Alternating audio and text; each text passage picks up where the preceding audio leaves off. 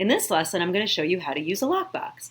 So here is a pretty standard lockbox. So any kind of lockbox that has this kind of scroll, these 4 scroll numbers, will operate pretty similarly. So you'll want to, it'll come with a default code, and then you'll use this little black tab. You slide it down, and then it takes a little finesse to pull the gray face off of it.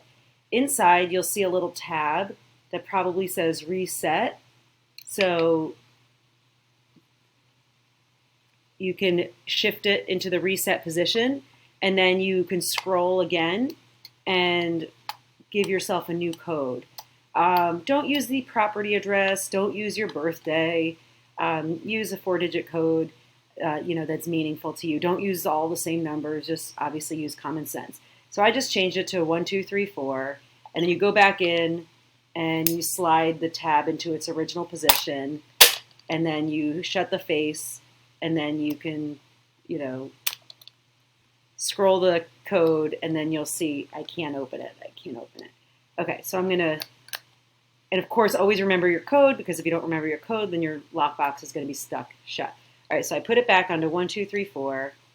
I'm pulling the face open. Now to put it on a handle, you'll see this little word says release, and you'll slide this, and then you can take this entirely off, and then you can put this over the handle, and then you have to slide, in order to get it back in, you have to slide the little tab over and make sure it stays on, and then you close the face. So I always recommend when you're going into showings, when you open up the lockbox, I see a lot of agents leave it like this. Well, that's a safety hazard, because anybody walking by can see that there's a lockbox, there was a key in it, and they can just look and oh, that's the code. So what you want to do is just shut it again, and then just scroll the numbers a couple times, and then go into the house, and then when you come back out, put the code on, open it, put the keys back in, and then scroll the numbers. Some of the lockbox codes where they have 5 numbers, and then another 5 numbers, so basically 0 through 9, you push the buttons and then you open the box. I will usually take the face in with me, or you could put the face back on and lock it. It's probably better to put the face back on and lock it, because if you leave it just the base of the lockbox on the door, somebody can come by and steal the base of it, and then you have no lockbox to put the keys back into. You just have the face of it, and then you should probably buy the listing agent a new lockbox.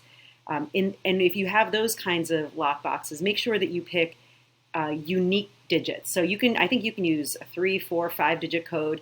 At least use 4 numbers, and they should be different numbers, because once you depress a button, you can't use that button again. So if you did 1, 4, 4, 3, all you have to do is press 1, 4, 3. And in fact, you can press 3, 4, 1. It doesn't even really matter the order. The order is only as important as it is for you to remember the code. So I recommend having a couple codes that you use routinely. That way, if you ever need to change a code for some reason, you have a couple that you have in memory. And then you'll oftentimes see in showing instructions, people will say, oh, the lockbox code is 1, 2, 3, 4 or 5, 6, 7, 8. And maybe that's because they forgot which code they used, but having a couple codes is good, because I've had a seller say, hey, I'd like you to change the code every couple showings or every couple weeks. So that's how you use a lockbox. Now, these lockboxes, you can buy, I think you could buy them for less than $20 on Amazon, or if you go to a local store and buy them, they're about $30. They range in costs. You can also rent them from Center City Signs at $15 a pop. So it just depends on, whether you plan on using multiple lockboxes all at once, and you'd rather rent them or you'd rather own them. Sometimes it's hard to keep track when you have, when you own 10 lockboxes. To keep track of them is hard, and then you end up losing them anyway. So it's up to you. It's a financial decision and how you want to operate your business.